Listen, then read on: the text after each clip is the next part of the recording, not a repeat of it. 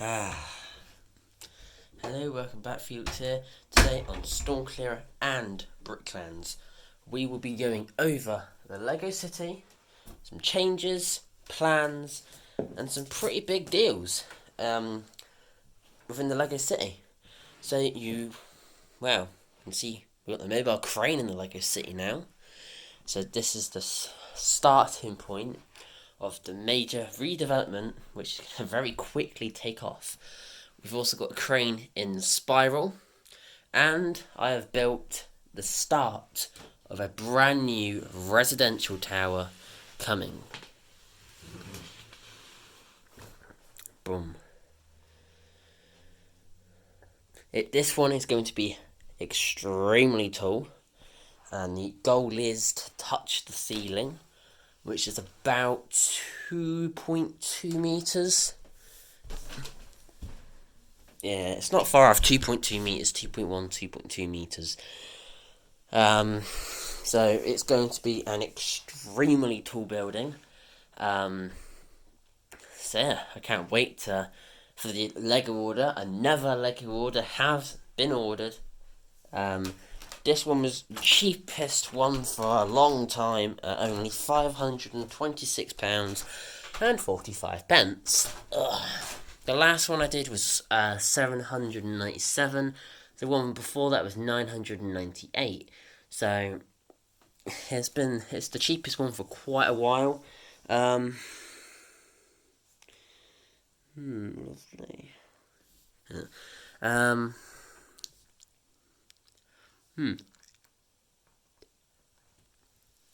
So that's a good thing.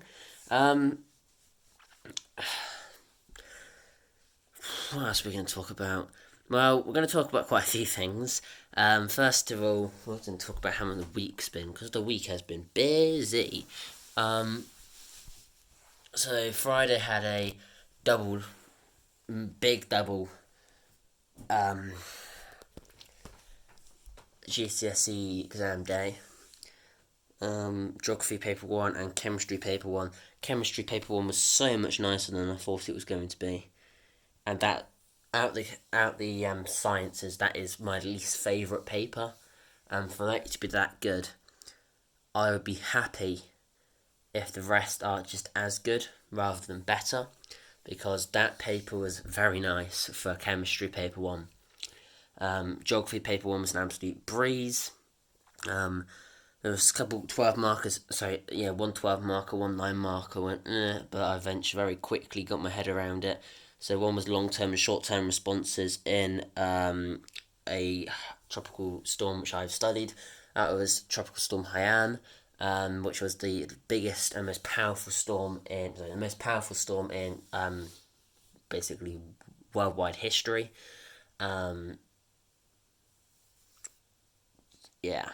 Not the strongest winds by any means. It's like 195 kilometers an hour, which is 140 mile an hour, is it? Not too sure. The UK's has stronger winds by quite a substantial amount. We reached 179.897, I think. Up in Cairngorm, which is the tallest point at the summit of the UK.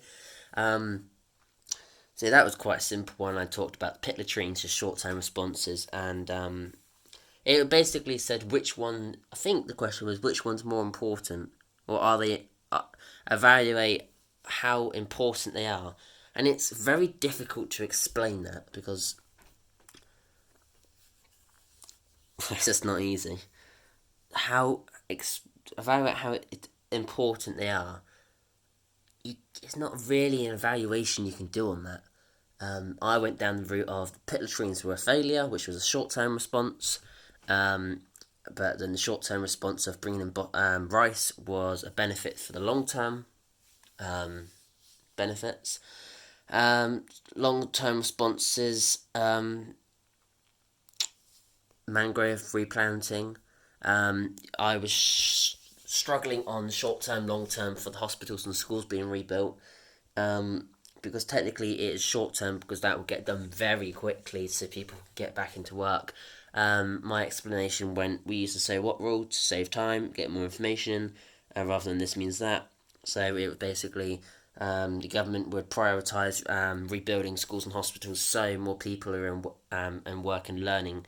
So more people are learning, so they get higher paid, higher skilled jobs, so they pay more tax, so the government can invest in more infrastructure, so the country has a so that the country's economic development improves, which is basically the positive multiplier effect. That's what I did with that. And then the other 9 marker. This one was on. I think it was coastal landforms. No, it wasn't coastal landforms. Was it coastal landforms? No. It's the other 12 marker one. Oh, was it deserts?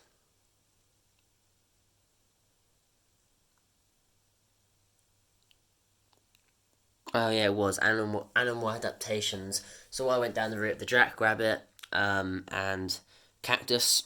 I was going to write about 2 more, you could do the kangaroo. They lick their wrists on their hands, so they cool the blood down. The jackrabbit has big ears, and lots of blood vessels in them, so the wind blows against them, cooling them down. Vultures piss into the wind, so it comes back on them, and when it evaporates, it draws out heat or body heat. The cactus has drip tips, so any rainfall, less than 250 mil a year in a hot desert, and same with actually a cold desert. But the hot desert has 50-degree temperatures, but a cold desert, I don't know, -50, you could say. Before the water is evaporated, obviously in the rainforest they have drip tips, so the stems don't snap, but they also have that in the hot desert, not because of that issue, although sometimes it can be quite bad, like in Mojave a few weeks ago, or months ago, and also in UAE, and Saudi actually. Saudi Arabia, that is. So all the water is directed, basically funneled down to the roots and very quickly absorbed. They have shallow roots, so they can. I'm thinking about everything about these things. I don't think I did well on that question because I was rushing. I talked about the drip tips, funnels it down before it evaporates and all that, but I completely forgot about the shallow roots, so it can get all of the water from the drip tips that funnel down to them. Completely forgot about that. They also have deep roots to be able to access groundwater stores. Wow, I forgot a lot about the cactus. And then you've got the Joshua tree. I think that also has drip tips on its on the greenery. But yeah, that's a bit annoying because I'm thinking. And the fennec fox, that has big ears again, lots of blood vessels, and no, small. Is it small ears? Big ears? I don't know. That's with big ears, so the wind can get into them. Lots of blood vessels, cool it down. Also, it has what is it? The camel has eyelashes, so it blocks out sand from sandstorms. It has humps, so it can store fat, which then converts into water, so it doesn't dehydrate. If you go into the cold environment, you've got polar bears, big paws, so they don't sink into the snow. Then you've got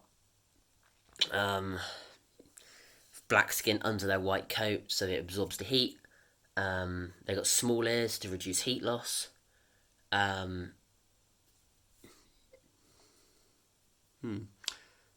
I didn't revise any of that. Any of it apart from we would revise the jackrabbit in class. I didn't revise anything else. It's just something that I remembered, and to be fair, the majority of it I have actually remembered after the exam. Other than that, for the 6 marker, I went far too difficult, which is where I lost a lot of my time. I decided it'd be a really good idea to talk about how sandbars and lagoons form. If I don't get 6 out of 6 for that, because I could have got away with talking about how about beaches are formed, but I went way further. I ended up talking about longshore drift, how beaches are formed, how headlands are formed, how sand spits are formed, how sandbars are formed, and then how lagoons are formed. In a 6 mark question. Bear in mind you can get a sentence for literally in the 9 marker for going, I mostly agree. I mostly agree that long-term responses are more important than short-term responses. You get a mark for that. So I explained the processes of 6 formations, and for only 6 marks. So I know I went far, far, far too much for that. Like all the rock formations, why do waterfalls form? It's from where an area of hard rock goes to soft rock. The soft rock erodes, the hard rock obviously doesn't erode as fast. The soft rock erodes a lot faster, and then obviously as that erodes, the water falls onto the next layer of rock, and then obviously eventually you get a plunge pool form, and then that creates circular motion, which then undermines it, and that's how gorges form, because as it undermines it, the overhang collapses and it retreats, and then that's how a gorge is formed. I didn't revise that either. This is stuff. Geography just sticks in my head. Super easy stuff to remember. So should be grade 9 in that paper. That's what I'm hoping. Human geography is a little bit more difficult than physical, but it's not that bad. And then the paper 3 is a bit of a unique paper actually, but this year it's on housing. That's like dead easy. We have so many examples in the town, like ridiculous number. We have about 7 or 8 examples of eco-friendly housing developments. 10 have been finished, and we've got another 8 being built. Like in the last 10 years, the town's population's gone up about 600%. Ridiculous. The road infrastructure hasn't been upgraded since the 1980s, was it 60s? It might be 1960s or 1980s. And the population of the town back then was about 5,000. And then 10 years ago it was like 10, 15,000. And we're rapidly approaching 65,000. And they predict by 2030 you'll be about 120,000 at the rate we're going. And a few other towns in the area, 10 years ago they were at 5,000, they're approaching 80,000 now. Also 80,000 by the end of the year, because they're building 25,000 homes on the outskirts of the town. That town, the widest road in that town is 3 lanes for 2 ways of traffic. In my town, we've got one area which is 3 lanes for 2 ways of traffic. Super underdeveloped road system. But they are building something which could solve a lot of those problems. I could talk in a lot of problems, and that might be a special video for another day, because that is a very nice project, and it is extremely expensive to build. I think it's got like 19 tunnels and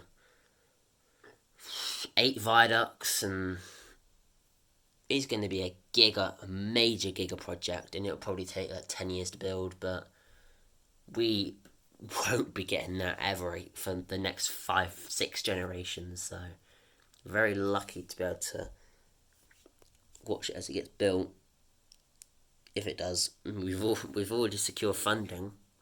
Loads of people have just gone yeah, which is super duper rare. You think how HS2 went? Everybody went yeah. Oh no, and then the whole project's like crumbled. Not all of it, but a lot of it. So this project will be big. My county is going through rapid economic and infrastructure development at the moment. I think they're planning on building 100,000 homes a year in the county. A year. A town next to us, the next major town, they've got a new development of 28,000 homes over the course of 10 years. Our town's going to get about 50,000. Another town's going to probably get about 60,000. The city's going to get about... To be fair, the city's population 10 years ago was 3,000. It is approaching... By the end of this year, it should be at about 25,000. By 2030, it'll be about 100,000. By 2040, they expect it to reach 300,000. Because there's some concerning numbers, like with the Chudley Village one, which is what paper 3 is about. 25 years to build, 2,400 homes? There's an example in the city, which is 1,800 homes, 30 years. That's concerning. What are they doing? They've just built the skate park, but nobody's going to be able to use it for the next 10, 15 years. So by that point, the concrete would be pointless to even ride on because it would be destroyed. So they spent 120 grand doing that, and nobody's allowed to use it because it's in the middle of the construction site. And I understand access and all that because it's a no road access area, but 15 years, apart from the construction workers, nobody else is going to be able to use it. Anyway, talking about the Lego City. One point I will need to mention is tomorrow the premiere is being released. Well, it won't be a premiere because I'm at school, so it'll be a normal video midday about the weather. Meant to be very active towards the end of the working week and into the half term. Back to the Lego. So I'm deciding between the road going there and then making a turn and going there, or just coming straight down here. So being down here, I really can't decide. I'm two worlds about what I should actually do.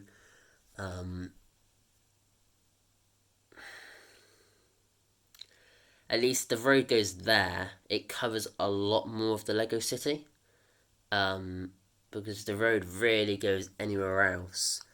It leaves massive sections of untouched land, and that needs accessing for road. Skyscrapers are not allowed down here because of the window and all that. I don't want it to block too much natural light and all that stuff. So yeah, but then I kind of want that to be covered up, and if I had skyscrapers going this way, that would achieve that. And yeah. I mean, I could, if I really wanted to, build a skyscraper around that access hole and have each panel of the skyscraper open as a door. That would be pretty cool. Be expensive to build. Extremely expensive to build.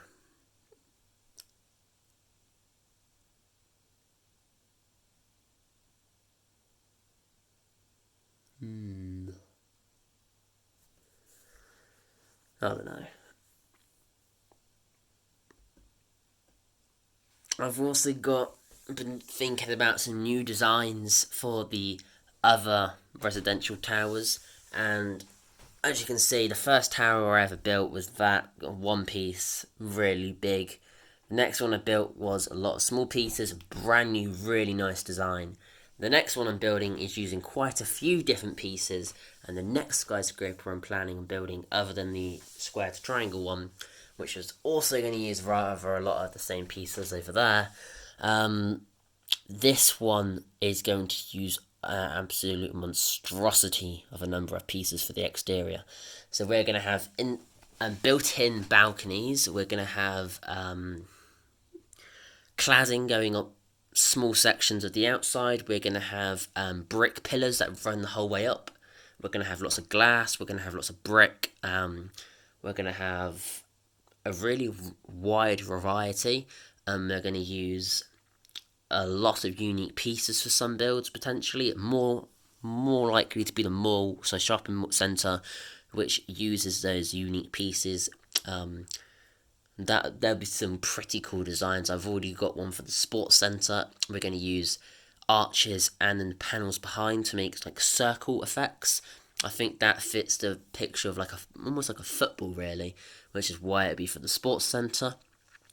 For the bike shop, I haven't quite decided, but I think we'll just mount bike pieces, for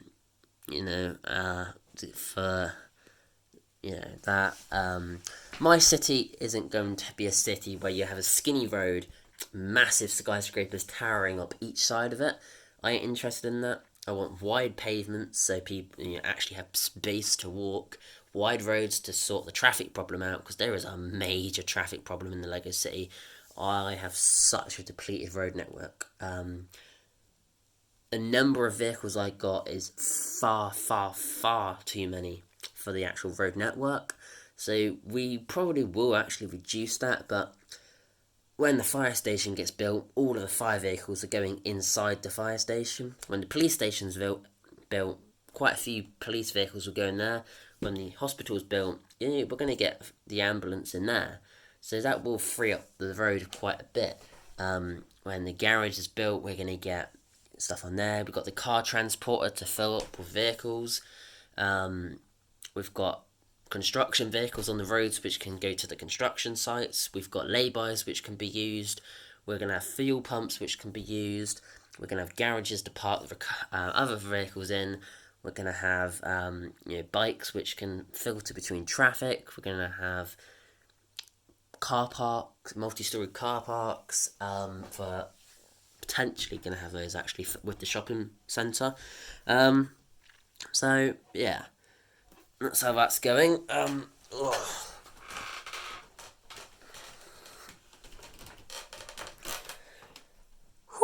So I think the road probably will just stay here. Simpler then. Obviously we've got to get the airport shuttle built, tested. I don't know where it's actually going to turn here. What was actually going here? Hospital's going there. University, a hotel's going there. So I haven't actually decided what the design of the hotel's going to be. But I'm guessing we're going to have to do some sort of unique design to be able to encompass that curve of the airport shuttle. The airport shuttle will probably then make a turn over the road, down between these buildings, and across the front here to be able to serve as much of the Lego City as possible. We also do have a ground train line and a raised train line to somehow fit in. Don't ask me where. So yeah, I do need to look at how much airport shuttle track I have. I don't think it's going to be enough to actually serve everywhere I've just said about. So we may use these supports for the raised passenger train line, and then we'll have to use the monorail, so the airport shuttle, for elsewhere in the Lego City. What we could do is connect to the residential complex with the Canary Wharf financial district. The name of the Lego City is now Canary. And the name of the financial district is Canary Wharf. We do need some names, so maybe there might be suggestions of names put in the comment section on a YouTube short I might do, and then we pick out a few, poll on the channel, and we'll see, because that would be quite a nice thing to do. And then I've just got to remember the name of them all, but these two are named, the Spiral and the Space Scraper. This one is not named. We've got one which is called, we've got one which is the 4-leaf clover, because it literally will look like a 4-leaf clover when it's done, with triangle balcony bracing. That is going to be a masterpiece when it's done. That is going to be extremely expensive and extremely part intensive to build. It's going to require some engineering, to say the least, to get something of that scale built in that way. It's going to be a disaster to build, but it will look, if I can get triangle balconies built, that's going to look good. I should, in theory, be able to get, I wanted them to be see-through, but I ain't going to get that. Unless I use translucent plate, I should be able to get it done, and then in each inset area we can just use the half plate tiles to fill in all the gaps. So it is doable, it's just going to take forever to build. So yeah, tonight's plan is just, well, to be fair, I needed to do some English revision, but I'm not doing it at 18 minutes to 10 at night. So we'll try and get some Mills plates whipped up. So yeah, this area I'm being very generous. 3 skyscrapers over 6 base plates. They are 32 by 32 base plates. It is going to have a small river in the corner. It's going to have a skate park, a community area, a bus stop, taxi drop-off point. So I ain't being cheeky about what I put there. It is got some pretty nice features going in, and actually it's 7 base plates, because if you want to be precise, it's actually 8 base plates with the expanded park. There should be a cycle route around the entire Lego City as well. Also, I wanted to do a green, almost like a belt around the city to enclose it. But I'm scrapped a lot of that just because of space constraints. Um, so yeah, I would say within the next 3 weeks, this tower will be built. In the next 3 weeks, that one will be topped out. In the next 3 weeks, that one will probably reach that sort of height, about there. And then we'll have to expand the crane up even higher. If I can find the lattice tower supports that I've got somewhere.